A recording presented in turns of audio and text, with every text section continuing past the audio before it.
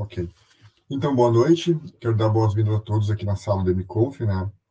Nós estamos agora na semana acadêmica da URGS e a Comissão de Graduação de Ciências Contábeis convidou, né, para essa palestra a presidente do Instituto Brasileiro de Atuária, a Letícia Doherty, para palestrar hoje sobre o tema, né, de o atuário e seguro de vida individual.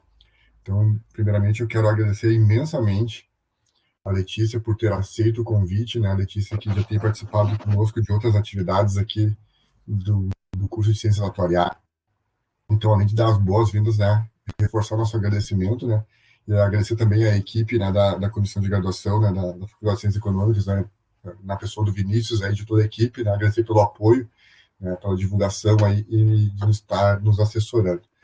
Letícia, é muito bom te ter aqui, muito grato pelo nosso convite, né? A gente sabe que foi em cima da hora, assim, foi prontamente muito solícita aí nos atender, né? E dizer assim que a gente fica muito feliz de te receber aqui e a gente tem hoje aqui, então, um público ainda relativamente pequeno, né, de ouvintes, no sentido de estar promovendo esse evento na Semana Acadêmica, ou marcar a passagem da Semana Acadêmica, melhor dizendo, marcar a nossa presença, né, da Comissão de Graduação de Ciências Atuariais na Semana Acadêmica. E te ter aqui, para nós é um imenso prazer, né, tu que representa, né, a profissão, né, a Instituto, né, que representa a profissão do nosso curso. Então, eu quero te dar novamente as boas-vindas, te deixar bastante à vontade, né, para falar do tema, falar também das frentes de trabalho, tudo aquilo que tu acredita ser importante, né, nesse canal de comunicação.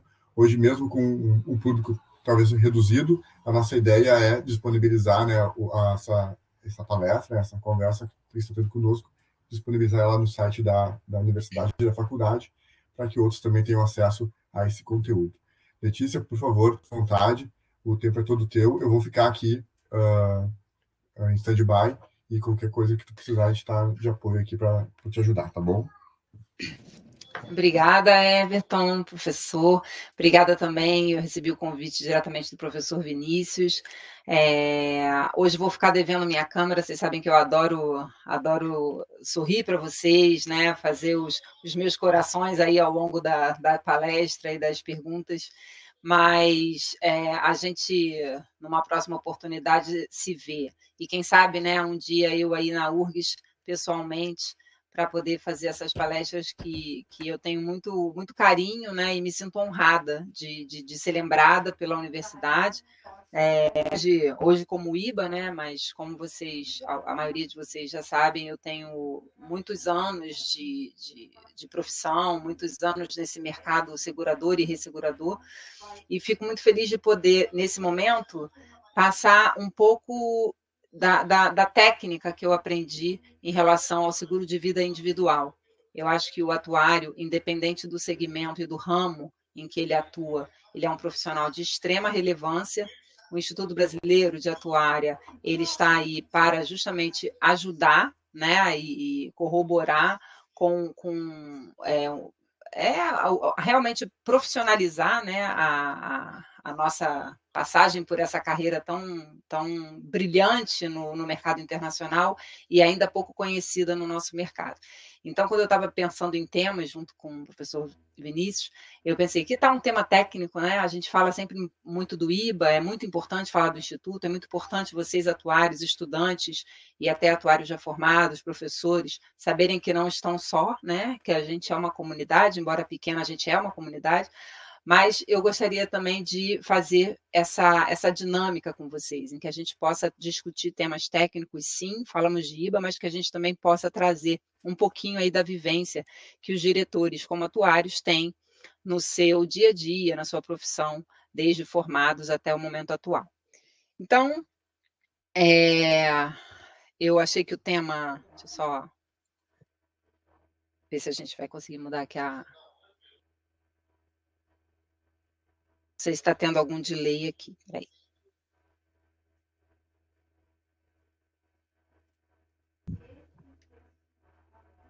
Deixa eu clicar embaixo, ver se vai.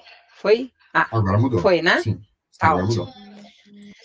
Então, o atuário e o seguro de vida individual. Eu não podia, a gente não pode falar de seguro de vida individual sem passar um pouquinho pelo seguro de vida em grupo, que acaba sendo o segmento que tem um tráfego maior de prêmios, sinistros, né? Então, a ideia é que a gente passe um pouquinho pela modelagem, explique um pouco a diferença de um para o outro, e aí se aprofunde no seguro de vida individual. Então, começando a falar de modelagem, porque é um assunto que está em voga e que os atuários têm trabalhado muito mais próximos dos estatísticos, e inclusive os estatísticos estão voltando para as cadeiras de graduação para ter uma segunda graduação e completar, né, a sua graduação com a atuária, e o inverso também tem acontecido com alguma frequência hoje em dia. E por quê? Porque a gente já viu, e vocês devem acompanhar nas redes sociais, que quem tem dados tem tudo, né? Só que você precisa saber trabalhar esses dados. Então, quando a gente vai desenvolver um produto, ou vai fazer um ajuste de taxas, ou vai precificar ou reprecificar um produto, você precisa entender quais são as variáveis que vão ser os drivers desse risco, né? Ou seja, que dado e que variável eu tenho que olhar para poder chegar em uma taxa, né? Em uma probabilidade daquele risco acontecer. E como que eu vou cobrar, como que eu vou cobrar por isso? Que preço, que prêmio que eu vou ter que cobrar ali. E mais do que isso, depois, você sentado numa cadeira, por exemplo, da área atuarial de provisões técnicas, que tipo de passivo, né, você tem que calcular e guardar para que você lá na frente possa cumprir com essa promessa.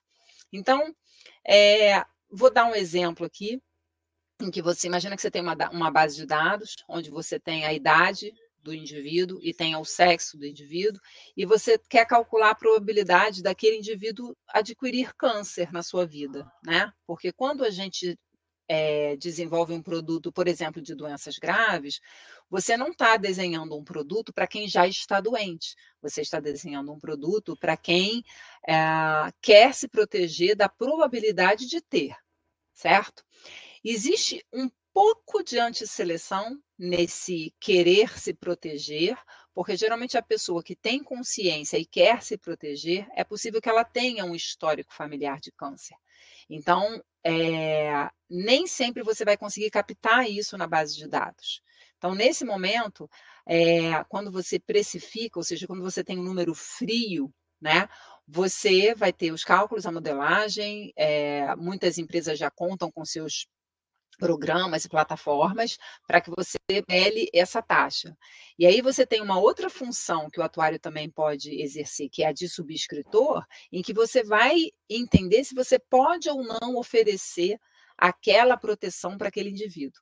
E aí vem o que eu digo que é a mágica, né, da subscrição, que você vai trabalhar se aquela pessoa está muito imbuída em obter aquela proteção, você tem que tomar cuidado se aquela pessoa não pode estar buscando uma proteção para um risco que ela já entende ter, né, ou já está doente. Então, são os crivos que o subscritor precisa ter.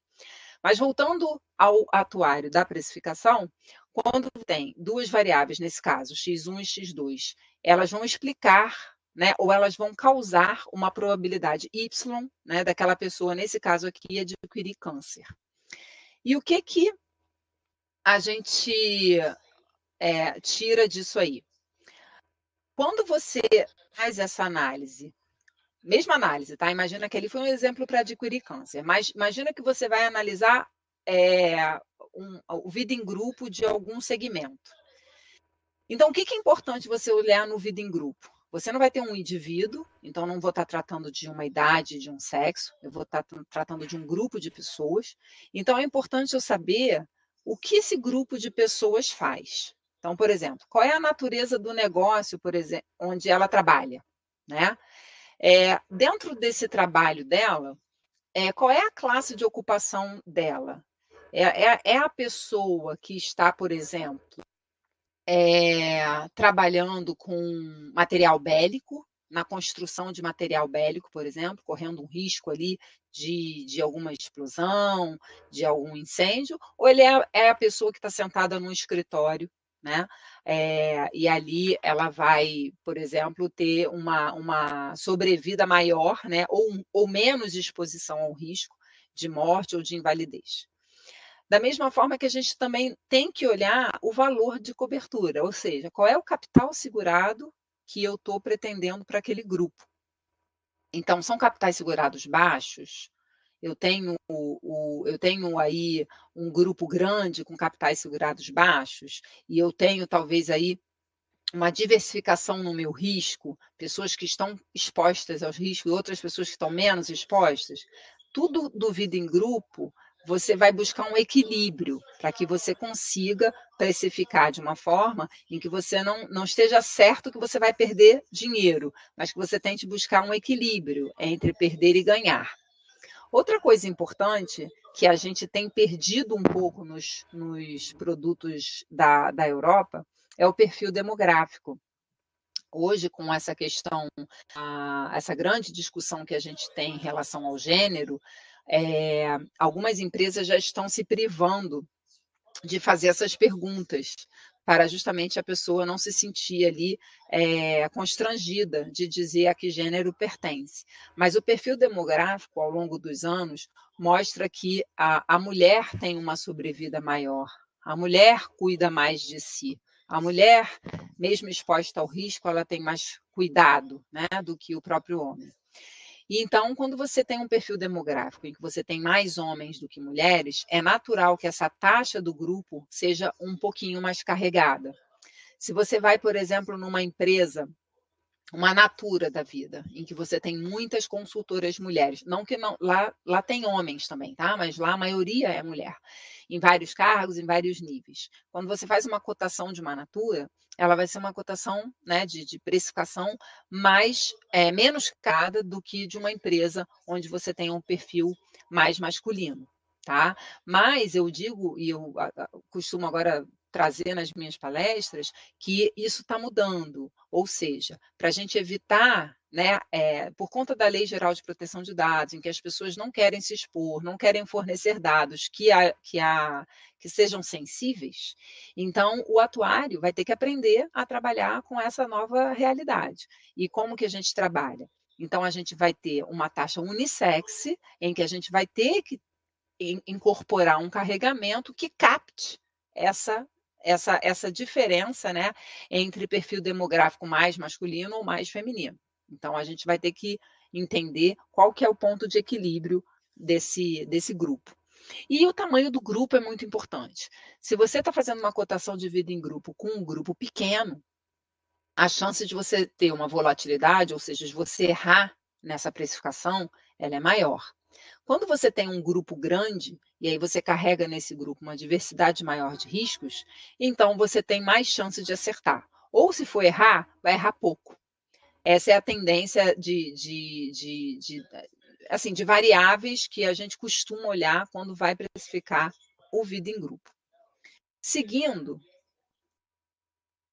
a gente, então, pensando no modelo de precificação propriamente dito, o que a gente tem? Quando a gente olha todas aquelas variáveis, é bom que a gente, então, tente trazer uma equação em que eu vou olhar o negócio, eu vou olhar a ocupação, eu vou olhar a IS ali, a importância segurada, eu vou olhar o sexo, né, o gênero, vou olhar a idade. E eu vou atribuir para cada uma dessas variáveis um peso, que eu estou chamando ali de beta, né? Então, beta 1, beta 2, beta 3, beta 4, beta 5.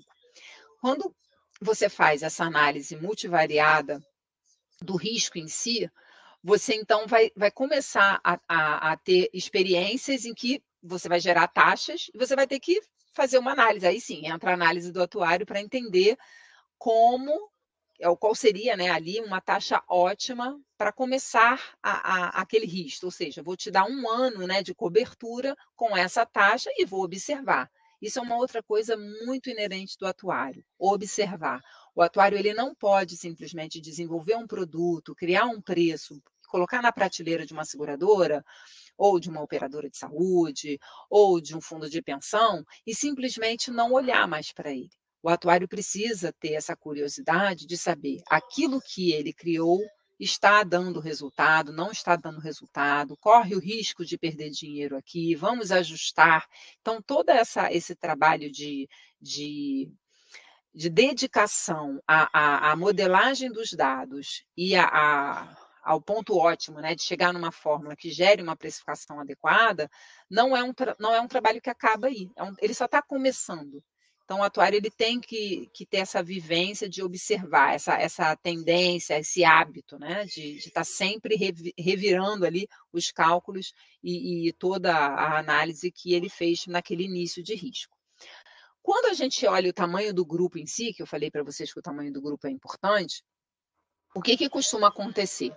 Quando você tem menos vidas, e aí nesse quadrinho vocês estão vendo aí 500 vidas num lado e 15.000 vidas no outro, você entende que o histograma ele vai tendo desvios, ou seja, você não consegue ter ali uma distribuição próxima da normal, porque toda vez que a gente tem um histograma com um desenho perto de alguma distribuição conhecida, e para quem já fez estatística sabe disso, você tendo uma distribuição conhecida, você tem a fórmula da média, a fórmula da variância, a fórmula do desvio padrão, e aí você começa a trabalhar em cima de métodos estatísticos, né, para que você seja mais assertivo na decisão de que taxa utilizar.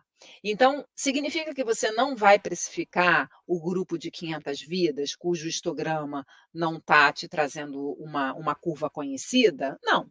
Você vai precificar as 500 vidas, sim, mas você vai ter que botar um carregamento de segurança maior, porque a chance de você ter volatilidade ali é maior do que no histograma de 15.000 vidas. Então, por isso que o tamanho do grupo também vai ser o driver para definir quão mais caro ou quanto mais segurança você vai ter que colocar no seu preço final.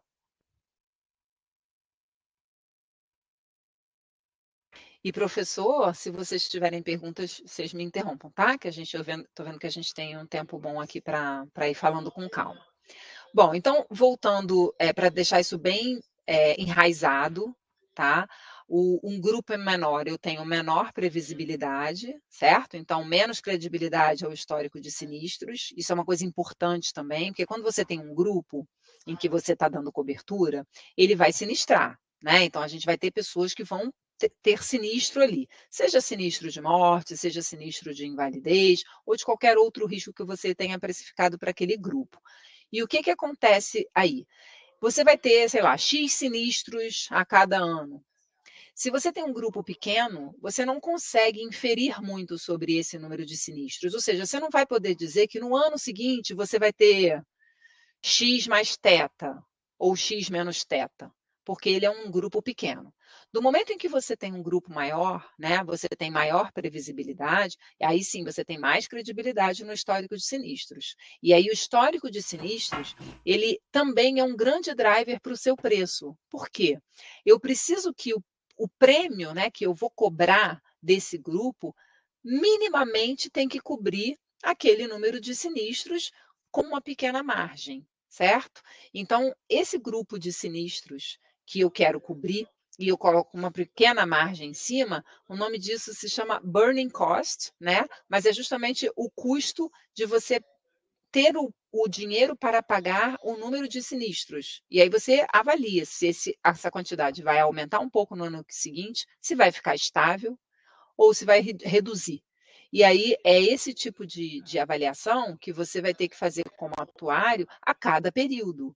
E outra coisa muito importante, quando a gente oferece uma cobertura por um ano nos contratos, dificilmente você faz alguma alteração no meio do caminho, a não ser que esse contrato sofra realmente a inclusão de um grupo muito diferente e que modifique, né, a base, né, que você analisou, o perfil que você analisou.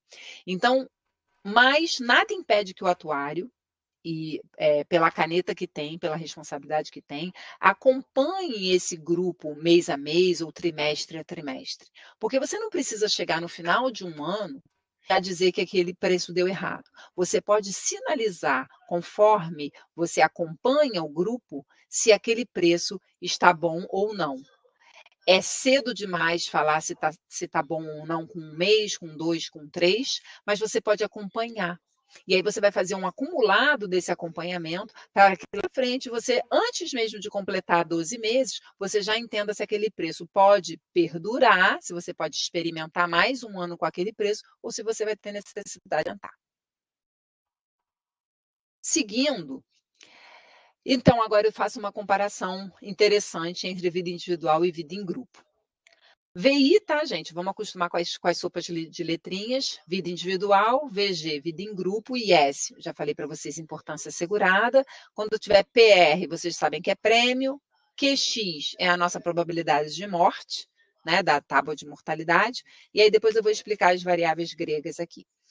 Então, no vida individual, imagina que você tem um único indivíduo para segurar, com uma IS média de 1 milhão, tá? Ali eu tenho 1.000 e o Mzinho está perfazendo 1 milhão. No grupo, no vida em grupo, eu quero ter a mesma exposição. Ou seja, eu quero olhar para um grupo e ter a mesma exposição de 1 milhão. Então, a gente juntou ali 100 vidas com uma IS média de 10 mil. Quando você vai fazer o preço, olha a grande diferença em termos de cálculo. Você, no lado do VI, você tem apenas o QX, que é a sua probabilidade de morte, vezes 1 milhão. Então, isso seria o seu prêmio de risco. E do lado do VG, você vai ter o somatório, certo? Dessas 100 vidas. Então, eu vou precisar de somar as probabilidades de cada um multiplicado pelos 10 mil que estamos chamando aí da IS média desse grupo. E se você olhar, se você estiver trabalhando com o mesmo QX, esse resultado vai ser igual. E onde é que ele vai diferir? Ele vai diferir quando você estiver calculando o prêmio puro.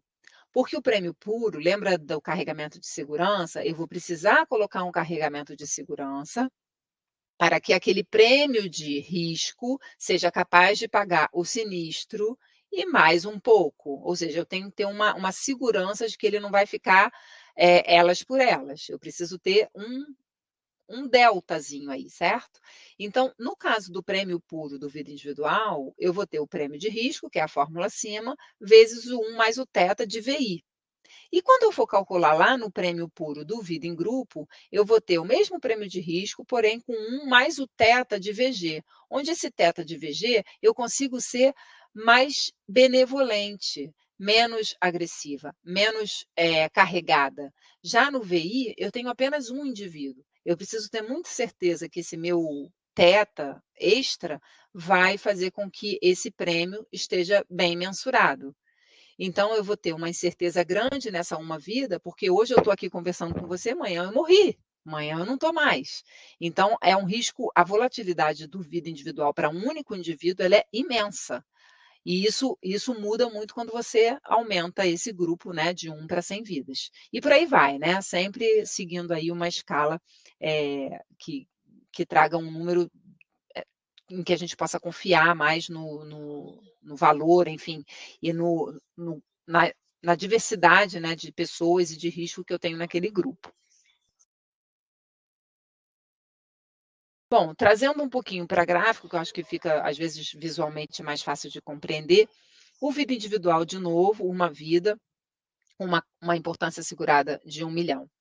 E aí você tem aqui um gráfico em que você tem frequência, né, ou seja, a frequência em que ocorre o sinistro, e ali embaixo, no eixo X, a gente tem o valor da indenização. Então, o que acontece nesse lado de cá, né, no vida individual, no meu lado esquerdo, né, da tela? Você tem, se eu fizesse uma simulação de quando esse indivíduo vai morrer, eu fiz aqui 10 mil simulações, por exemplo, certo? Em que ele não morreu, então a minha indenização foi 0. Então, eu fiz várias tentativas e erros de tentar matar esse indivíduo, né?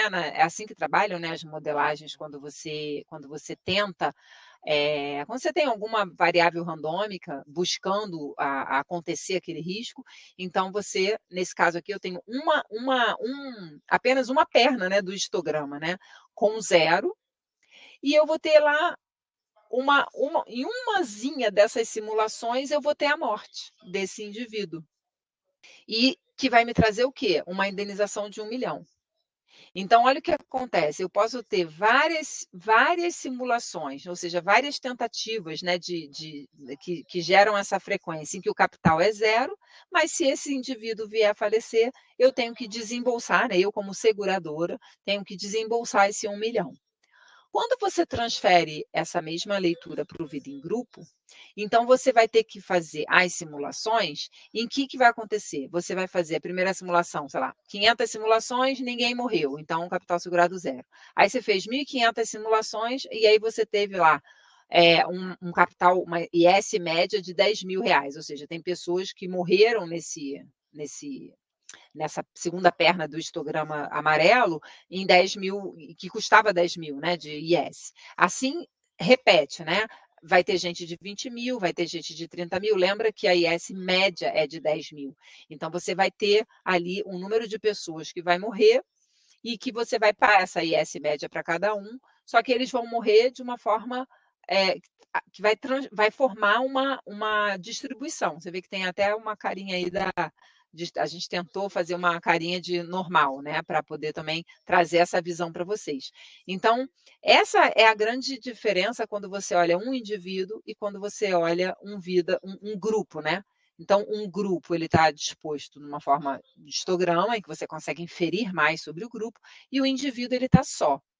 E aí você me pergunta, poxa, mas então as seguradoras que vendem um produto de vida individual, elas ficam ad eterno trabalhando com essa volatilidade, né, extrema, ad eterno usando um teta de VI que faça esse prêmio corresponder a esse risco? Será que ela ganha dinheiro cobrando tanto caro assim? Será que ela consegue vender esse seguro?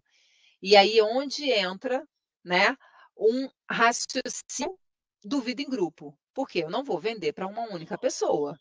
Eu preciso de uma força de vendas, seja ela humana ou remota. Hoje em dia as vendas têm acontecido muito de forma remota e digital, em que você vai angariar pessoas e mais pessoas e mais pessoas.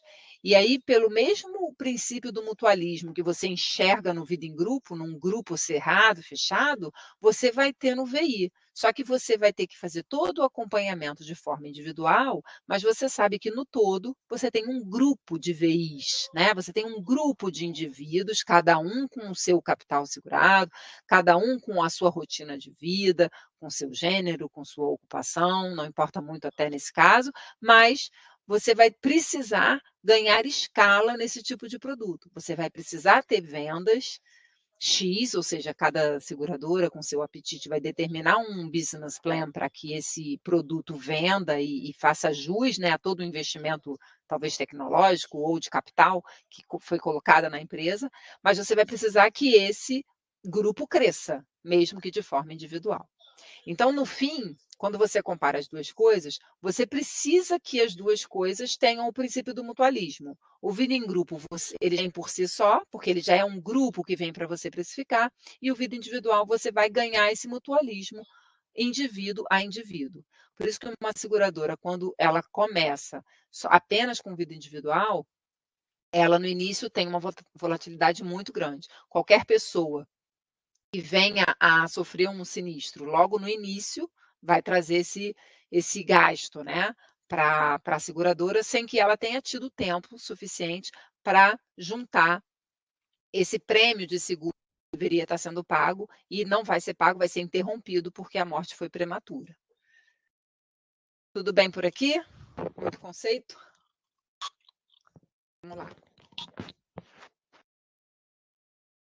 Prêmio versus o risco, tá? Imagina aqui pensando ali naquele desenho do Vida em Grupo, imagina que você tem um grupo que está aí demonstrado pelo gráfico, pela pirâmide amarela, em que eu estou chamando de 1. E aí você, quando for calcular esse prêmio, você precisa, dentro desse cálculo, você vai ter ali a probabilidade dos sinistros serem, porventura, maiores do que os prêmios que você está cobrando. Existe essa probabilidade. E por que existe? Porque eu não tenho certeza que eu vou ganhar dinheiro, né? A gente precisa da incerteza no nosso negócio. Então, se eu tenho certeza que eu vou ganhar ou certeza que eu vou perder, deixou de ser seguro, certo? Então, dentro desse conceito, Essa probabilidade em que os sinistros superam os prêmios, vamos supor que a gente chame ela de alfa aqui. E aí você está muito bem com a sua carteira, o seu perfil está muito bem precificado, você está tranquilo com aquele grupo.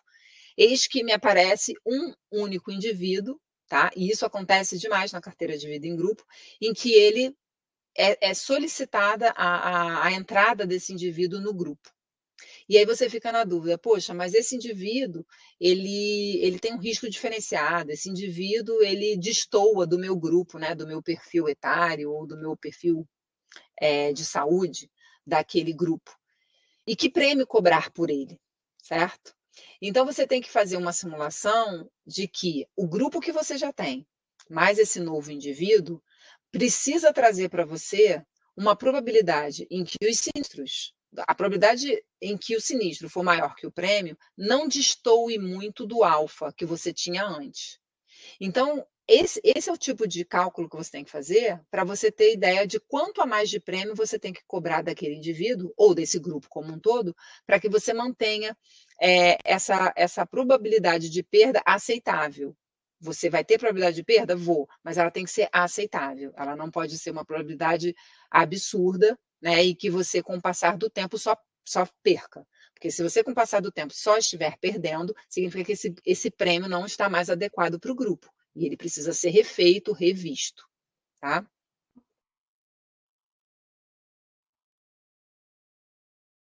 Bom, voltando a falar um pouquinho da análise multivariada, lembra que quando a gente estava pensando no vida em grupo, a gente pensou na classe de ocupação, a gente pensou no próprio negócio, perfil etário, enfim. Quando a gente olha para o vida individual, a gente tem um pouquinho mais de coisas para analisar. Então, além da ocupação em si, que está muito em voga, é muito preocupante quando você vai oferecer o seguro de vida em grupo, desculpa, o seguro de vida individual para uma pessoa, você precisa ver um pouquinho além, certo? Então, a ocupação é importante? É, mas a gente tem histórico criminal, abuso de substâncias, o fumo, hábitos alimentares, consumo de álcool, né? Nesse caso, álcool em excesso. Se faz muitas viagens ou são viagens para lugares de maior risco, se as atividades de lazer são atividades ok ou são atividades também de alto risco, e o histórico de direção, né? Que hoje a gente tem vários. A gente chama de caixa preta, né, que vai dentro dos automóveis. Várias seguradoras de automóvel hoje oferecem descontos no seguro de automóveis para justamente checar como é o seu histórico de direção, se as freadas são muito bruscas, se a velocidade é além da velocidade da pista, e por aí vai. Então, esse conjunto de variáveis, né, e de histórico, que seria muito bom a gente saber de cada um dos indivíduos, vai ajudar com que a gente tenha uma precificação mais assertiva. E com menos chances de você ter grandes perdas, né? Você vai conseguir trazer esse cuidado para dentro do seu produto, para dentro do seu preço. Falando um pouquinho de tábua de mortalidade, porque é onde o atuário se baseia, né? O famoso QX, que a gente comentou naquele slide onde a gente estava comparando os prêmios de risco. A gente tem uma leitura interessante em relação ao comportamento do segurado quando ele tem seguro e quando ele não tem seguro, né? Então, vamos supor, na verdade, o cliente, né? O cliente em potencial, ou um indivíduo, quando ele não tem seguro de vida, ele tem consciência, porque também a pessoa que não tem consciência, ela não tem seguro, às vezes ela tem até condição financeira para ter, ela tem família para proteger, mas ela não tem consciência de que precisa ter, acha que é Deus ou acha que não vai morrer. E aí essa pessoa não está na nossa análise. Mas imagina a pessoa que tem essa consciência e ela não tem o seguro, ela tem medo de faltar para a família, né? Enfim, principalmente quando são os mantenedores do lar, essas pessoas têm receio de fazer algumas ações, né? Não vou entrar numa rua escura, não vou andar por aqui sozinho, não vou ficar com o celular na mão, né? Enfim, dando mole, né? Para passar um susto, um aperto. E do lado de lá, né, do outro lado, quando você tem seguro de vida, você é mais easygoing, ou seja, você fica mais tranquilo de que você. Não quer dizer que você vai buscar isso, mas você fica de alguma forma mais tranquilo. A perda emocional ninguém supre, né, de uma família, quando você perde um ente querido.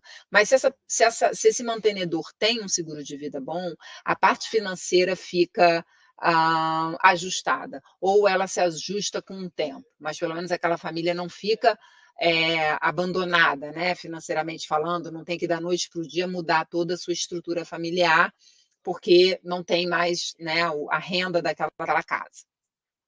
Se a gente puder mal comparar, né, com o seguro de automóvel, o seguro de vida não é diferente. E aí, para quem tem carro e tem seguro de automóvel, quantas vezes a gente já não pensou: ah, não tem onde estacionar. Ah, mas tudo bem, tem seguro, eu posso deixar o carro na rua. Então, acaba sendo um comportamento. É difícil a gente ficar pensando em seguro de vida, mas existe esse estudo em que o comportamento do indivíduo que tem seguro, ele é mais relaxado, ele é mais tranquilo, porque se ele vier a faltar, ele vai estar, a família, né, vai estar protegida. A gente tem alguns modelos de tábuas de mortalidade, né, em que a gente chama de Select, Aggregate e Ultimate. Eu acho que aqui, né, professor Everton, vale aqui uma outra live juntos em que a gente pode entrar em cada uma das tábuas, mas só para vocês saberem as diferenças de tábua. Tem tábua que pega exatamente a taxa de mortalidade daquela idade. Quer falar, professor? Não, vamos, já coloquei na agenda que temos tema e vamos te chamar, certamente, né? Isso, pode chamar, exatamente. Mas a ideia, a gente navegando pelas tábuas, é interessante saber que a gente tem a tábua em que você tem exatamente a taxa de mortalidade para aquela determinada idade, e a cada ano esse risco ele vai aumentando, e aí você vai atualizando o seu prêmio de seguro com aquele risco que vai aumentando.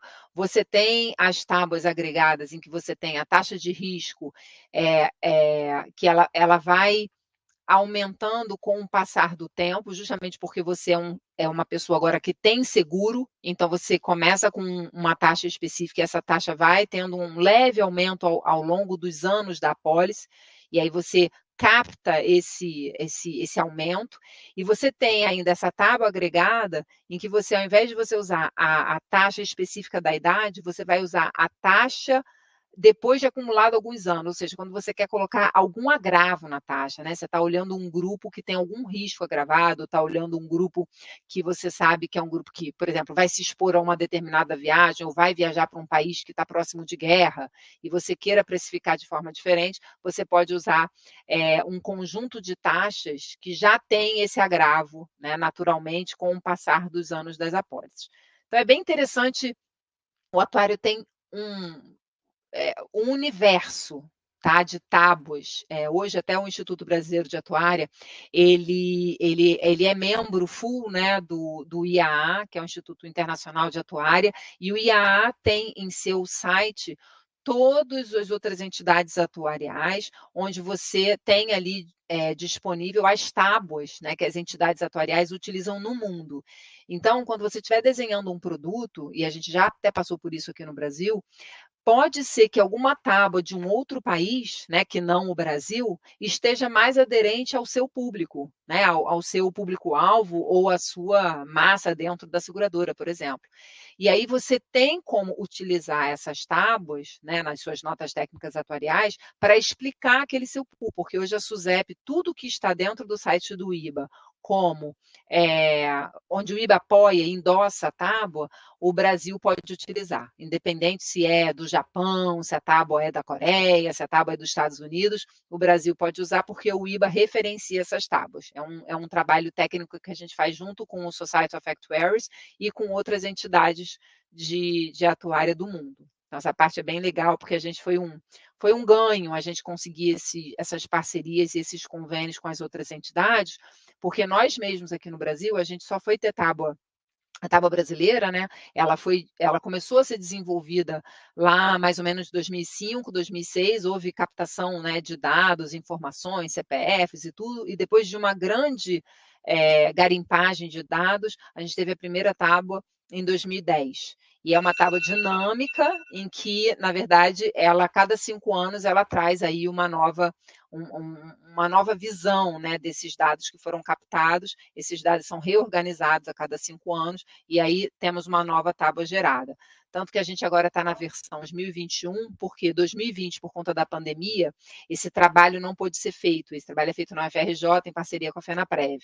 Então, esse trabalho não pôde ser feito em 2020, que era a data, né, que teria que fazer o novo ano da tábua, mas pela pandemia, tanto a SUSEP quanto o IBA, a gente, né, percebeu que tinha necessidade de fazer essa prorrogação, e então em 2021, até junho de 2021, a gente tinha esse prazo para poder apresentar a nova tábua. Essa nova tábua já está no site. Hoje o site está em manutenção, mas essa tábua já está disponível para a utilização das seguradoras brasileiras. Seguindo. Deixa eu aproveitar e fazer uma pergunta, claro. Letícia, nessa mesma, para depois não ter que retomar. No caso da tábua não ter sido divulgada, a ideia é que ela incorporasse os dados de 2020 e 2021, no sentido de para ela capturar o impacto da pandemia, ou ela foi segregada da amostra do período? Tu tem alguma percepção nesse sentido? Sim, o que acontece, Everton? Muito cedo para a gente captar a questão da Covid, né, e da pandemia em si. A gente ainda vai precisar de alguns anos. É possível que a próxima tábua, aí eu não sei se eles vão seguir os 5 anos, ou seja, se ela vai a 2026, ou se vai corrigir, né, o curso e fazer essa tábua, esse estudo novamente em 2025. Eu acho que ali a gente vai conseguir captar essa questão da pandemia, sim, mas hoje estava muito recente. E os dados, salvo engano, eu acho que eles expurgaram 2020, tá? Vou ficar devendo essa informação para vocês, mas depois eu passo para vocês e você divulga para os alunos. Mas, salvo engano, eles expurgaram algum período aí, alguns meses de 2020, porque a gente vai precisar de mais estudos e mais análises para poder também incorporar a Covid de uma forma justa, porque senão ela acaba aparecendo como um outlier nas análises e ela pode ser desconsiderada pelos métodos estatísticos. Então, a ideia é que a gente tente captar de uma forma que faça sentido também. A minha pergunta é mais no sentido também que alguns dados que a gente tem trabalhado, tá, econométricos, para alguns estudos, esse ano de 2021, esse período, até para a questão econômica também, ele acaba sendo expurgado do estudo, que a gente precisa entender um pouco, né, o antes e o depois, né? E aí, como tu falou agora, a próxima tábua para 2026, a princípio ela já captura toda a maturidade, vamos chamar de maturidade, né, da população em relação à pandemia. E aí, em outros estudos também tem sido, que não são necessariamente, né, que não geram tábuas, né, mas que geram registros, os anos da pandemia, ou esses períodos, pelo menos, de grande pico, eles têm sido expurgados, né, para tu poder ainda entender melhor e, como tu falou, né, fazer o preço justo, né, tu ter uma qualidade da informação justa, porque se tu deixar enviesar para o último período, tu vai ter discrepâncias muito grandes, né, nas referências, né? Então, por isso que eu te perguntei. Exatamente. Professor Everton, Letícia, é o Lumertz que está falando. Oi, professor Lumertz, tudo bem? Obrigado por estar aqui compartilhando o teu conhecimento conosco. Assim, te agradecemos muito. A URGS tem mantido o curso de atuariais ininterruptamente desde 1950, Letícia. Então, ficamos muito gratos aqui com a tua participação. E o professor Everton, agora o coordenador do nosso curso, nos dando esse apoio importantíssimo. E eu estou aqui acompanhando, eu estou com um pouquinho de instabilidade na minha rede, essa chuva aqui me complicou um pouquinho o dia de hoje, tá? Mas eu estou acompanhando de forma muito grata essa tua apresentação e esse teu detalhamento dos riscos, inclusive da teoria da ruína, né? Quando tu leva ali para a questão que sempre tem um risco, por pequeno que seja, mas tem um risco do sinistro ser maior que a arrecadação de prêmios. Então, parabéns pela apresentação. Vou deixar contigo o professor Everton e eu vou acompanhando aqui. Muito obrigado. Um grande abraço, Letícia. Obrigado, professor Érica, Ah, pelo apoio. eu que agradeço, professor Lumas, um prazer estar aqui, uma honra, tá? Já falei para o professor Vinícius, Everton, me chamem sempre, eu venho com todo o prazer. Bom, seguindo aqui os nossos, se a gente for falar aqui dos modelos de precificação, o que tem acontecido hoje em dia quando a gente se depara com tantos dados, né, com tanta coisa disponível no mercado, seja pelas redes sociais, seja para a construção de modelos preditivos. A gente antigamente, pensa nessa primeira linha aí, onde a gente está com os bonequinhos todos na cor preta, em que eu tenho uma pessoa comum, eu tenho um atleta, eu tenho um pai de família ali que já tem filho no colo e eu tenho um idoso. Então, antigamente a gente tinha que dar um jeito no nosso preço para colocar todo mundo dentro do mesmo balaio, né? E tentar ver se daí a gente não está tão caro para um ou tão barato para outro, de forma que a gente consiga fazer na verdade, todo o que quando a gente calcula a precificação para um determinado grupo, a gente está buscando, na verdade, uma parceria longeva, né? A gente quer que esse produto dê certo, a gente quer que os preços funcionem, a gente sabe que vai pagar sinistro, mas eu também não quero pagar só sinistro, né? Eu preciso ter algum ganho, afinal de contas, as empresas têm seus acionistas e eles estão esperando seus dividendos. Então, tudo isso era como a gente trabalhava lá atrás, sem essa granularidade que a gente encontra hoje. E aí, a gente começa a dividir esses grupos em clusters, né? Que é o que a gente chama em grupos menores, para poder tentar buscar uma maior assertividade. Então, num segundo momento, eu poderia colocar num grupo a pessoa comum junto com o atleta, e num outro grupo eu colocaria aí o pai de família com o senhor idosinho que um dia já foi pai de família, então eles têm aí mais uma liga. E quando você busca maior capilaridade ainda nos seus dados, porque aí você já tem realmente uma massa em que você consiga segregar ainda mais o seu risco para você ser mais assertivo, então você vai ter um grupo de pessoas, indivíduos, né, normais, um grupo de atletas, aí você vai ter talvez o pai de família, em que aí o produto ele busque, aí talvez você tenha produtos em que a importância segurada ela seja, por exemplo, decrescente, porque essa criança ela vai crescer, vai ser adolescente, vai ficar adulta e lá na frente não vai mais depender desse pai, então não necessariamente ele tem que fazer um capital segurado alto e permanente e constante para o resto da vida. E você vai ter os produtos master, né, muito famosos, já tem mais ou menos uns 8 anos, de 10 a 8 anos para cá, que a gente está encarando aí uma maior longevidade e geralmente às vezes a consciência vem mais tarde, né? Então as pessoas vão fazer os seus seguros, seus primeiros seguros de vida com 38, 40, 42 anos. Então, se eles fazem seguros de longo prazo, certamente eles estarão cobertos aos 75, 80, 85, e outros produtos em que foram desenhados especificamente para esse público mais sênior. Então, o que a gente consegue com os modelos de hoje em dia é isso, é buscar uma maior assertividade e um maior dinamismo na taxação, na precificação em si. Seguindo, adoro esse gráfico. Então, o que a gente traz aqui nesse gráfico? Quando a gente fala do prêmio de seguro, vamos pensar num risco específico, acho que é mais fácil quando a gente segrega. Vamos pensar aqui no risco de morte, tá? A gente costuma chamar o risco de morte qualquer causa, nosso risco de morte, em que você tem duas formas de cobrar esse prêmio. Ou você vai ter um prêmio, que a gente chama que é em repartição, que ele cresce conforme o seu risco aumenta, ou seja, quanto mais velho a gente fica, mais chance de eu vir a óbito, né? Isso que traz a tábua de mortalidade, por isso o nome. Ou você pode, num formato, né, num método de capitalização, um produto de longo prazo, em que você vai cobrar o mesmo prêmio de risco durante todo o período. De que forma?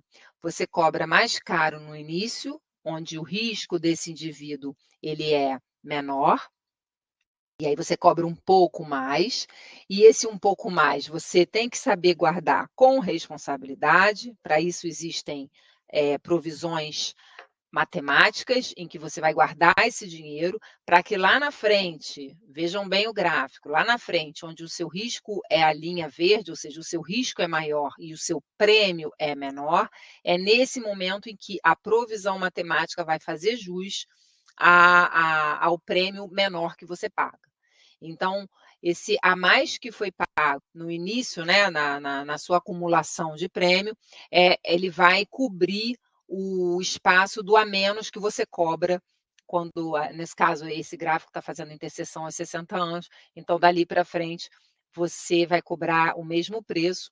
Estamos imaginando um cenário de inflação zero aqui, tá, gente? Então você vai cobrar o mesmo preço, mas sabendo que aquele indivíduo me traz um risco maior, mas eu já guardei dinheiro para ele. Literalmente é como se eu estivesse fazendo uma poupança para o segurado. Aí você imagina que isso você multiplica pela quantidade de vidas que você tem. Cada vida vai entrar no seu produto com uma determinada idade. Cada vida vai ter a sua longevidade e cada vida vai ter a sua provisão. Motivo pelo qual o nosso órgão regulador manda a gente calcular e contabilizar e ter esses números, né, abertos por indivíduo. Então, toda a auditoria que a gente passa e, enfim, toda a fiscalização, ela vai no tamanho do indivíduo, entendeu? Ela vai nesse nível de capilaridade, porque o órgão regulador precisa saber se para o indivíduo A você está calculando essa provisão matemática de forma correta, para que lá na frente não falte dinheiro, né, não falte um ativo de cobertura necessário para cobrir essa promessa que você fez lá atrás. Então, muito importante, guardem esses nomes, tá? Prêmio em repartição, e essa repartição pode ser de capital, repartição simples, né? E prêmio em capitalização. O nome já diz, o prêmio em capitalização, ele é reto, certo? Ele é essa linha reta vermelhinha aqui, em que você tem uma taxa de juros embutida, em que você vai guardar esse dinheiro pago a mais aqui para pagar aqui, e o prêmio em repartição, que é um prêmio que, na verdade, ele aumenta conforme o risco da pessoa aumenta. Seguindo, olha, falando da provisão aí, tá? Essa provisão, a gente, atuário que trabalha com provisão, só chama ela de PMBAC ou PMBAC, é a provisão matemática de benefícios a conceder, em que ela faz exatamente o quê?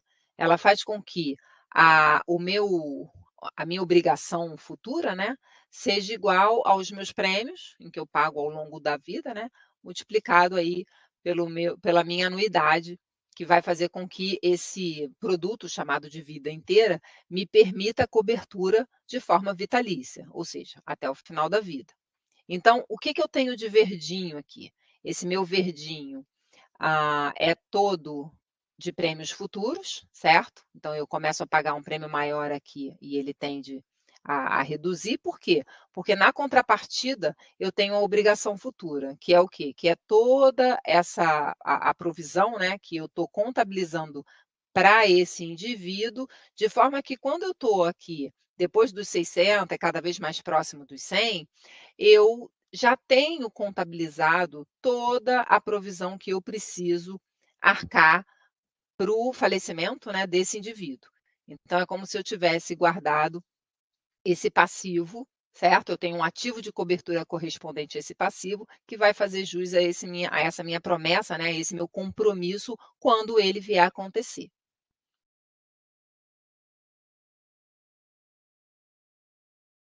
Numa outra perspectiva, né, a provisão propriamente dita, então ela começa em zero, ou seja, comecei a apólice desse indivíduo, e ela vai crescer, né, mais ou menos nesse desenho aqui, de forma vitalícia e sempre maior. Por quê?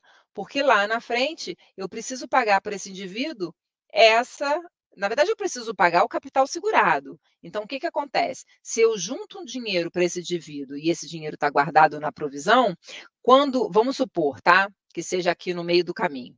aqui, quando tem 30 anos, eu tenho isso aqui guardado de provisão. Então, significa que eu tenho que pagar a ele um capital maior do que isso. Mas aí eu não preciso ter todo o capital no meu. Não preciso desembolsar, né? O meu capital em risco ele deixa de ser o valor cheio do capital seguro, porque eu tenho parte guardada na minha provisão e a outra parte eu vou realmente tirar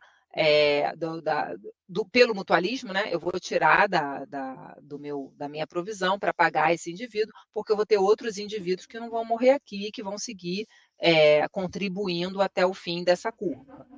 Então, a ideia é que a provisão ela me ajuda a bancar esse meu compromisso lá para o final. Então, a curva geralmente atende, né, a esse desenho. Bom, o que eu gostaria de trazer? Eu não pulei nenhum slide não, né? Deixa eu ver se eu acertar. Muito bem. O que eu gostaria de trazer para vocês, assim como ponto de atenção? E aí a gente consegue abrir aí para perguntas e respostas. Geralmente, o vida individual, seja ele em repartição ou em capitalização, ele tem característica de longo prazo. E por quê? O em capitalização por si só já diz, né? Eu estou comprando um produto muito nova, com 20, 20 e poucos anos, porque eu quero lá na frente não ter que pagar tão caro de seguro. Então, eu começo e faço esse produto de capitalização que vai me acompanhar por 10, 15, 20, 30 anos. Mas quando você faz um produto individual em repartição, geralmente ele tem a questão das renovações, né? Então você pode renovar automaticamente pelo mesmo período que você contratou, e daí por diante, com a anuência do segurado, a seguradora pode seguir renovando. O que acontece? A cada ano ele vai ficar mais caro, ou a cada faixa etária, né? Igual acontece no seguro-saúde. Mas se você preferiu ou escolheu ou acha que esse é o produto que mais se adequa à sua realidade, ok, que seja. Então, esse produto segue renovando também e ele se transforma num produto de longo prazo. Então, motivo pelo qual o atuário aqui, ele precisa ter na verdade, dois pontos de atenção aqui. Se ele é de repartição e ele a cada ano vai ser mais caro, você precisa entender se aquele público que você está segurando, ele está conseguindo acompanhar esse crescimento por faixa etária, né? Esse reenquadramento etário. Se você não está observando vários cancelamentos quando a pessoa já está mais velha, porque o que pode acontecer é que ela ficou mais velha, já não tem mais a renda cheia do seu trabalho e ela já não consegue pagar aquele preço de seguro. Então, nesse momento, pensando na nossa missão, né, enquanto atuários, a gente deixou de proteger aquela família. E aí vem a pergunta: aquela família precisa ainda ter aquela proteção toda ou está adequado ele não ter mais o seguro ou ter um seguro reduzido? Então, a hora que você desenha um produto em que você percebe que tem muito cancelamento no fim, está na hora de olhar para o produto e ajustar para o idoso continuar dentro da carteira. Isso é um ponto. Quando você tem um produto em capitalização, e aí você tem uma taxa de juros embutida, ou seja, há uma promessa, né? Porque ali dentro da provisão de matemática de benefícios a conceder, você está juntando dinheiro, mas você também está capitalizando esse dinheiro com uma taxa de juros específica. Então, essa provisão matemática, ela faz jus e ela é do segurado. Você só está capitalizando para o indivíduo.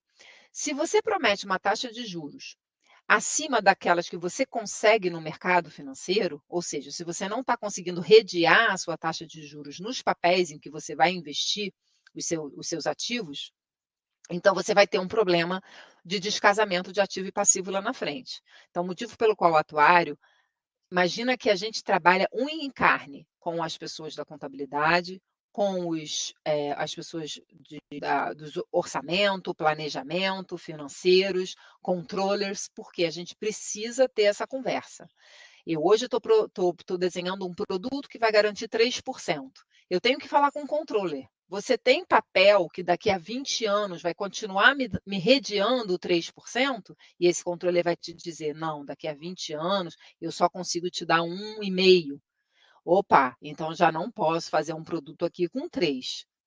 Ou eu tenho uma política de investimento, que eu vou aplicar técnicas de swap, não preciso entrar aqui no, mas swap é justamente você conseguir, de tempos em tempos, ficar trocando essa carteira de investimento por uma outra carteira que te traga mais rentabilidade.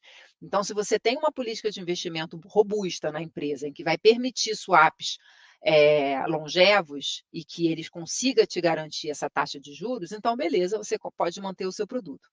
E o que pode acontecer? Poxa, lancei um produto com 3% e logo 10 anos depois eu já estou tendo problema com o meu controller.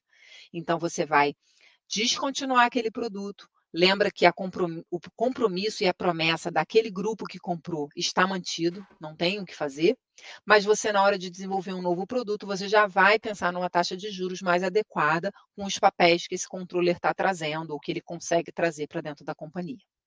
Então, esse é um cuidado que o atuário tem que ter. Assim, talvez o maior cuidado que ele tem que ter em relação ao desenvolvimento do produto e à escolha da tábua e como vai ficar esse preço a longo prazo.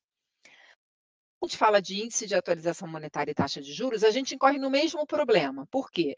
O índice de atualização monetária e a taxa de juros, né, que vai acompanhar esse produto, precisa também ter essa conversa com o pessoal de finanças, né? Estamos bem por aqui, posso oferecer?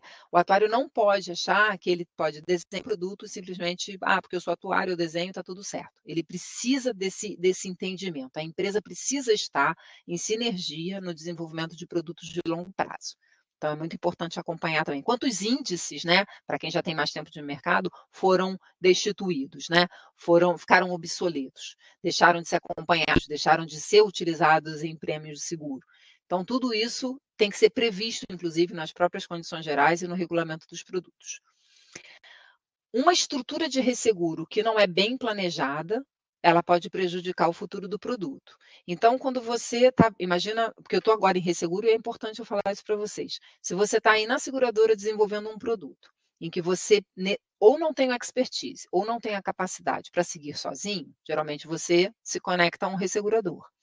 E se você, nesse momento, junto com o resseguro, né, com o ressegurador, não fizer toda a explanação do que você pretende com aquele produto, onde você quer chegar, para qual é o público-alvo que você vai vender, quantas vendas você pretende, onde que você, né, em que momento você pretende melhorar o produto ou redesenhar, remodelar, você não vai conseguir uma assertividade do ressegurador. Então, nessa hora em que você está na seguradora, você precisa ter muita clareza de como desenha esse produto, para que o ressegurador possa vir com a melhor estrutura para aquele seu produto. E sempre deixar esse ressegurador avisado dos seus passos, inclusive quando você tiver alguma questão, algum problema em relação à taxa de juros. Estou tendo problema aqui, ou estou tendo muito problema, estou tendo muito sinistro, mais do que eu esperava, o que a gente pode fazer? Geralmente o ressegurador, ele tem, por ele ressegurar várias seguradoras, né, naquele segmento, ele consegue, através de Big Data, trazer uma certeza maior para aquele seu produto. Realmente você está muito barato para esse tipo de cobertura, precisamos ajustar. Ou então, não, você está muito caro, por isso que você não está vendendo. Então, essa troca, né, essa sinergia entre seguradora e ressegurador é muito importante para esses produtos de longo prazo. Definição de público-alvo e os critérios de subscrição. Isso aí não tem como fugir desse trabalho, é um trabalho intenso e é preciso muita sinergia, sim, entre a área comercial, né? O que a área comercial gostaria, ou o que ele sente falta de poder oferecer para seu público? Qual é o público que ele está oferecendo?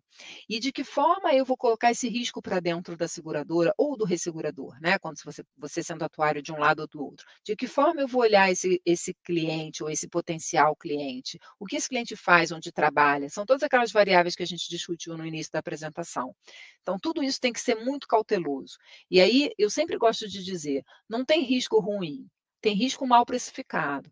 Então, se vocês, como atuários, conseguirem reconhecer esse risco realmente no detalhe em que ele te traz, você vai conseguir ter um bom preço. E aí, de novo, eu sou atuário, eu estudo para isso, eu não posso errar. Esqueçam essa balela. O atuário vai errar, sim, só que ele tem métodos e artifícios para ajustar, para corrigir esse erro. E é com esses erros, com o passar do tempo e com os erros que você observa na precificação, no desenho de produto, que você vai se ajustar. É aí que você vai ganhando a experiência que o atuário ganha, né, no dia a dia, enfim, ao longo do tempo, para que ele se torne, né, um atuário pleno de sua função, né, um atuário em que ele consiga discernir para que público eu vou, de que forma eu vou. Hoje eu vou começar mais light, com menos critérios, depois eu vou expandindo. É natural que isso aconteça, é um movimento natural. E para os mais novos, mais jovens, que estão entrando agora recentemente em seguradora, atenção no que os mais velhos têm a dizer, nos que os mais velhos, dos drivers que eles costumam dar, as coisas que deram errado. A gente não precisa errar de novo, né? Então, eu sempre escutei muito os meus mentores, eu tenho muitos amigos espalhados em vários segmentos do Brasil e fora do Brasil.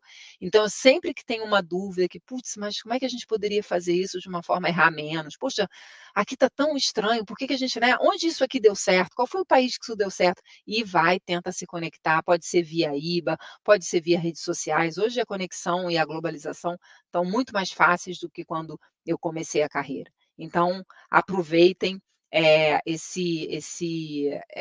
essa facilidade, né, de hoje em dia.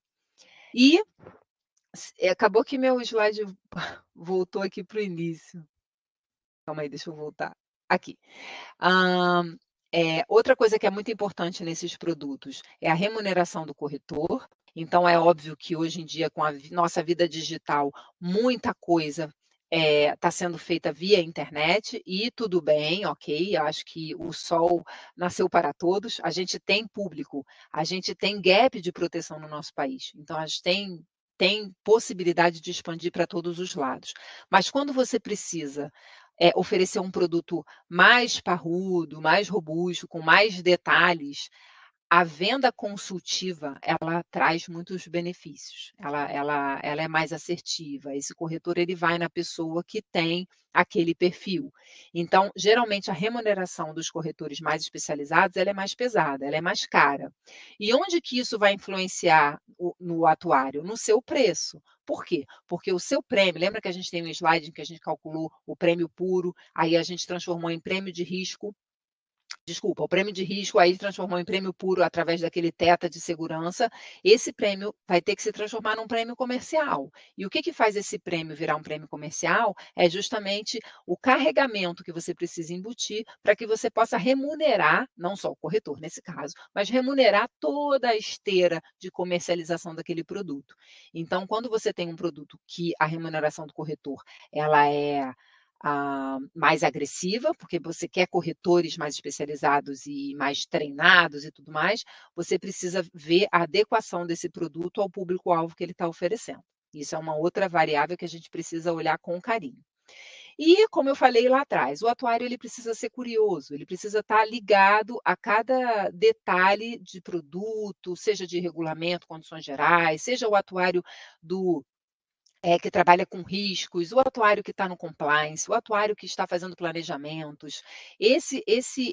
Essa nossa profissão, ela é uma profissão que precisa estar sempre revisando as suas premissas, os seus parâmetros, os seus modelos. Nunca percam de vista a necessidade de revisitar aquilo que vocês desenharam, aquilo que vocês planejaram, porque a gente planeja, a gente sugere, a gente infere, mas as coisas mudam, os cenários mudam. Quem um dia imaginou que a gente ia estar vivendo essa pandemia?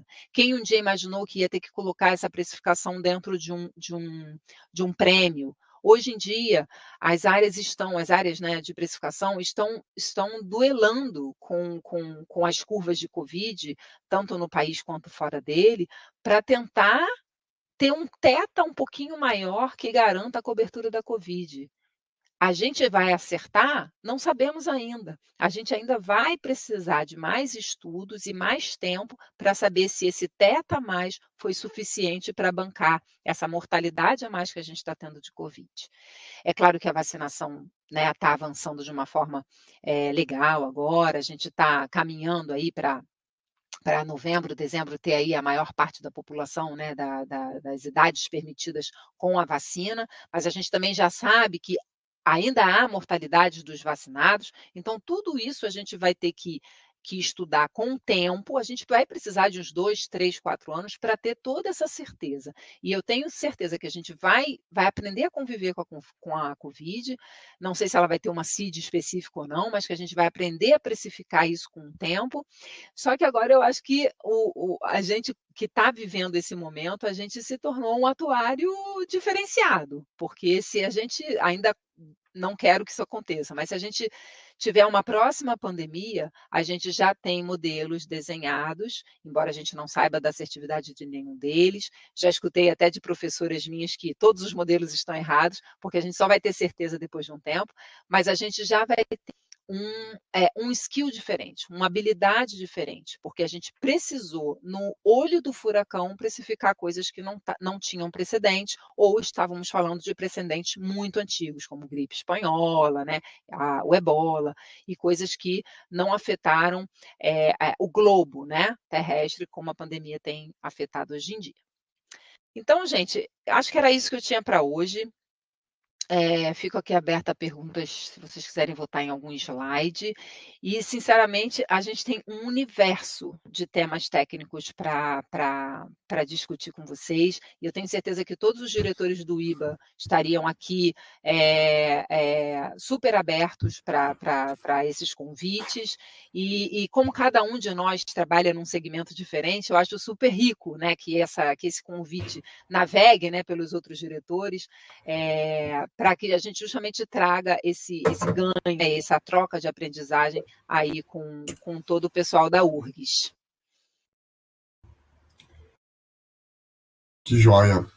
Letícia, assim, eu não tenho palavras a não ser dizer que estou muito impressionado, assim, com a tamanha clareza, assim, que tu trouxe, né, não pela tua competência, logicamente, mas muito que a gente deveria, isso deveria ser matéria de vários outros cursos que trabalham, não só na parte de contabilidade, atuariais, mas de cursos que trabalham com finanças e trabalham com essa parte também mais de social. Eu fiquei bem agraciado assim com a tua apresentação, e você tocou no tema, né, não só do seguro, né, individual, mas também, né, da relação do atuário com isso, né, e tem uma gama de frentes assim que o atuário pode estar né, trabalhando. E te agradecer de novo, né, te agradecer de verdade, assim, e não só pela participação de hoje, mas também, né, pela disponibilidade. A gente fica aberto a perguntas, né? A gente tem alguns alunos online, né? Eu queria te fazer só uma colocação. O que que tu acha? Tocou nesse assunto lá no início da apresentação. Qual está sendo o impacto, ou se é que tu percebe isso, né? Dentro que qual a tua percepção, na verdade, né? Em relação à lei de proteção de dados, né? Tendo em vista que, né? A partir, né, do momento que tu vai, né?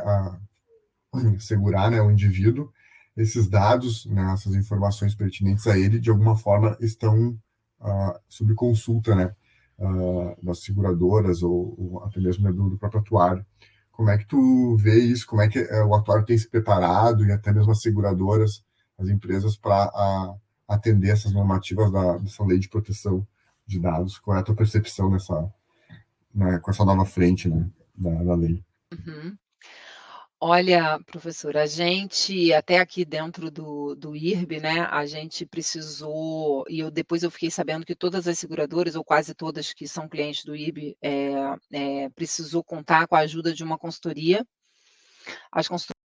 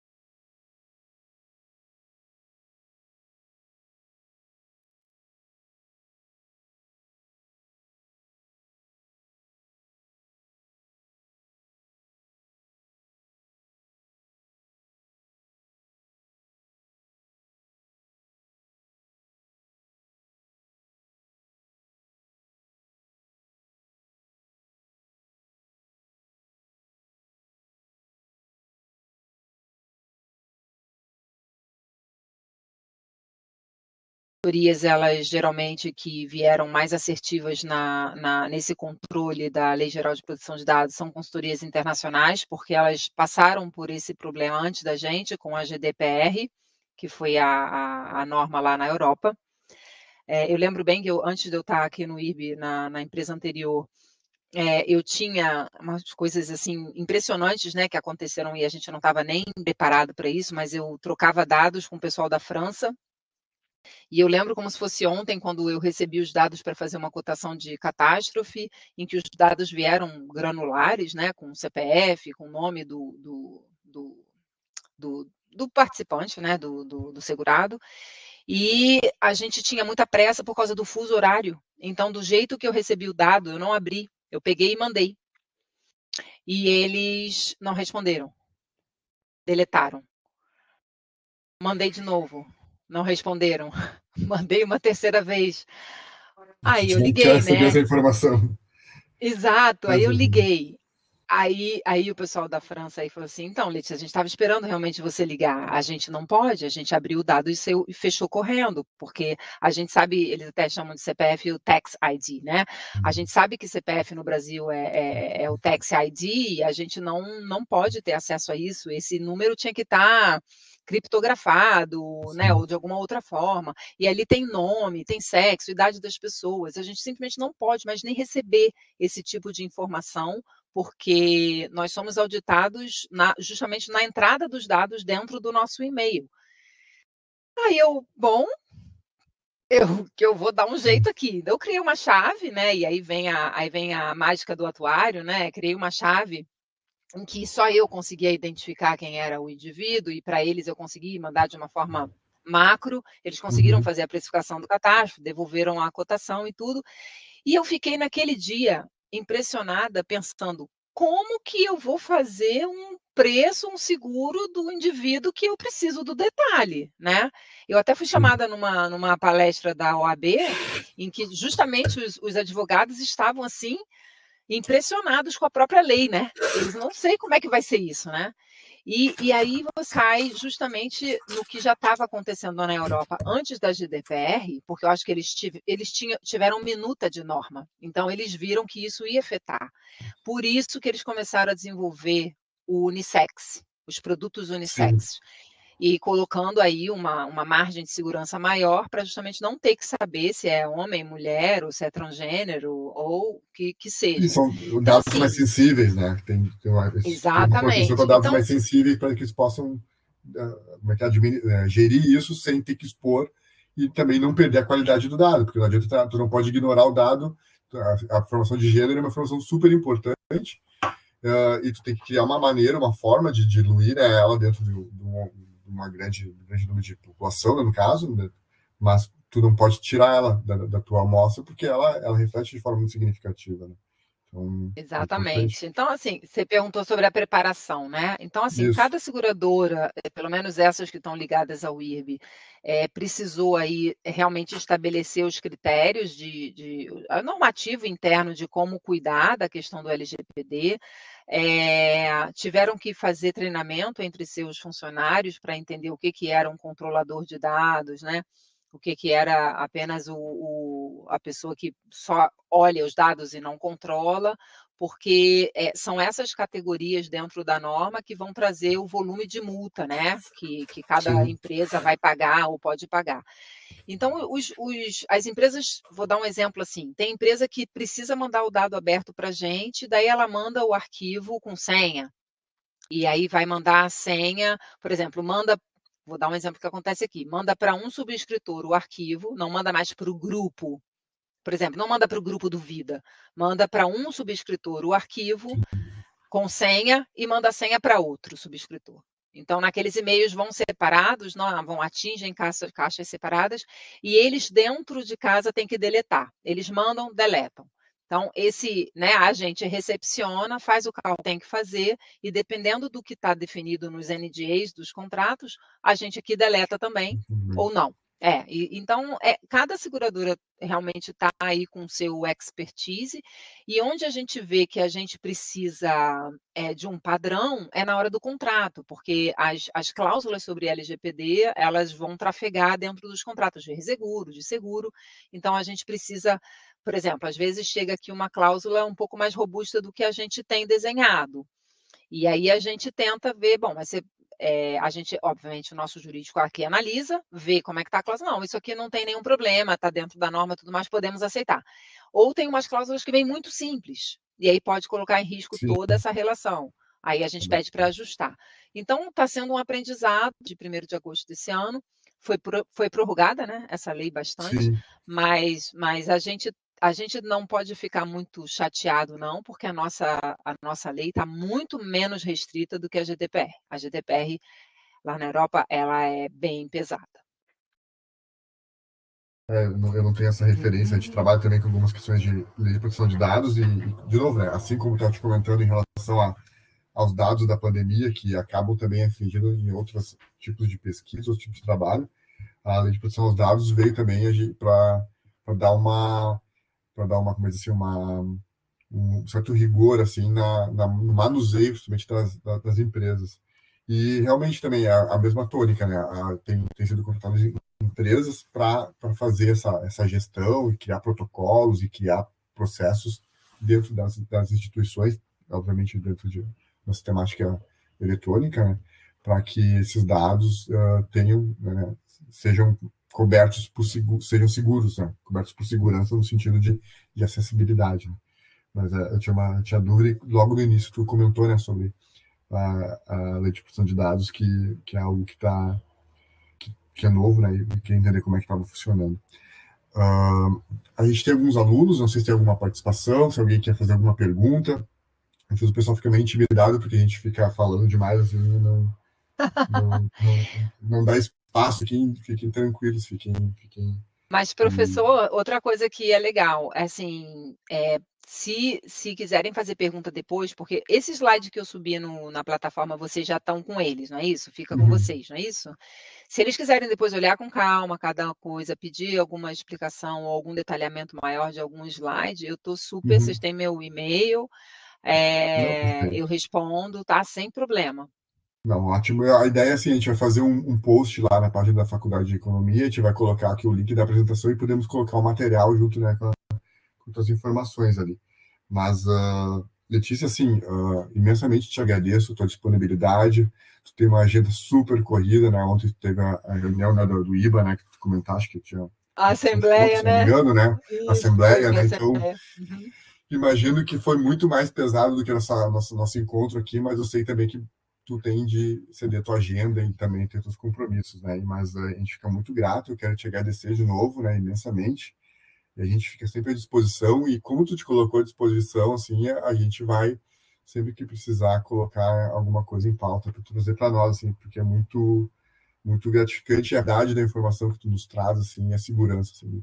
Eu acho que para os alunos é imensurável, assim, esse contato de ter uma associação, né, um instituto, no caso, né, que representa tão bem e atua tão forte, né, dentro da profissão, que não está tão aberto que a gente não vê às vezes em outras atividades, né, na própria engenharia, na própria às vezes na administração, as pessoas não estão tão abertas a compartilhar experiências e promover, né, a atividade profissional.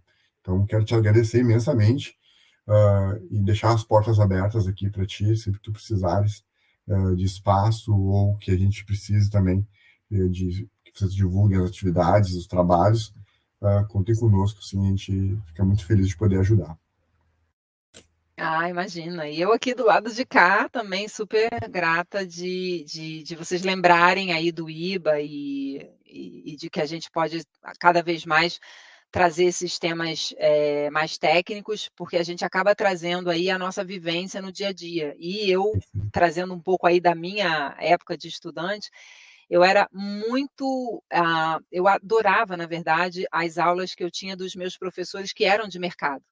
porque eles traziam cases, né, situações em que depois, né, quando você vai para o mercado, você se depara com aquilo, e aí Confronta com aquilo você ali, traz né? essa memória, né, é muito bom. Então, é claro que eu era bem Caxias, assim, adorava as minhas aulas dos professores puramente acadêmicos, porque eu também tinha eu adoro essa parte, isso aí eu sei que eu termino minha vida nos palcos das universidades, isso é um sonho que eu já tenho aí. Já até conversei com a professora Maris, que ela vai me orientar aí para eu fazer meu mestrado, meu doutorado, mas eu gostava de fazer esse contraponto, né, do professor que estava no dia a Sim. dia, dos problemas, dos estresses de trabalho, e quando eles falavam que viravam à noite, que as pessoas chegavam e eles estavam com a mesma roupa, eu achava que aquilo era exagero, e algumas vezes eu tive que fazer isso. Fazer isso. Então é interessante você ter essa troca, e a gente, quando estudante, ter essa visão, né? Que é isso, o atuário é uma profissão brilhante, eu sou uma entusiasta, eu sou super apaixonada pelos estudantes, então, que se conectam com o IBA ainda na categoria EIBA, e seguem acompanhando, né, o Instituto, Sim. e hoje eu fico muito feliz de que, alguns anos atrás, eu vi estudantes, né, se conectando, e hoje estão sentados à mesa da diretoria. Então, exatamente. Não, legal. E aí, eu acho que assim, num curso de sociais aplicadas, né, que o curso de atuariais, né, está dentro, né, não tem como a gente separar o acadêmico do profissional. Quanto isso menos tiver ruído, quanto isso mais estiver conversando, vai ser uma melhor qualificação para a gente poder formar o atuário, para ele estar mais e melhor preparado, né, para aquilo, como tu falou, né, das histórias que a gente conta que realmente acontece isso, quando vê você tá aquilo que eu utilizei, aquilo que eu usei, que eu aprendi, que foi me relatado lá na universidade, na academia, realmente é o que tem na prática. E lógico, né, que a gente tem que estar preparado, como tu mesmo falou na palestra, né, na tua fala, para as mudanças. Ninguém esperava uma pandemia, ninguém sabia como isso ia atingir os nossos negócios, sejam eles na área da atuária, ou de economia, ou social mesmo, né, mesmo ele falando. Então a gente vai constantemente aprendendo e reformulando, né, o que a gente tem que colocar dentro dos currículos para preparar melhor o nosso profissional. Letícia, muito obrigado, né? Te agradeço de novo, né? E te dizendo sempre as portas estão abertas da universidade e do curso aí, né? Que com a Maris aí, que também é nossa parceira, nossa colega, né? Tu tem também, né, uma proximidade conosco aí, sempre que tu precisar. Tem nosso canal, o meu, do Vinícius aí, a própria professora Maria Vanice também já contatou anteriormente, né, no outro momento, mas fique sempre à vontade, por favor, né? A gente te recebe de portas abertas sempre aqui. Obrigada, professor Everton. E aos alunos que estiveram aqui com a gente, muito obrigada também. Tá, joia. Vai ficar disponibilizado o vídeo, né, posteriormente, então certamente a gente vai ter outros alunos bebendo, né, dessas informações, o que vai certamente depois ali promover eles, né, de mais entusiasmo para participar dos próximos eventos. Muito obrigado a todos aí que estiveram conosco, né, a gente espera que tenha sido proveitoso a todos. A gente vai deixar o link disponível para aqueles que queiram se inscrever, né, para gerar os seus créditos, né, seu certificado, né, deixa ele nas notas compartilhadas que depois o Vinícius vai providenciar. Tá bom? Letícia, muito obrigado, uma boa noite para ti aí, e conte sempre conosco aí, valeu mesmo. Obrigada, professores, um abraço, cuidem-se. Valeu, também se cuidem. Tchau, tchau.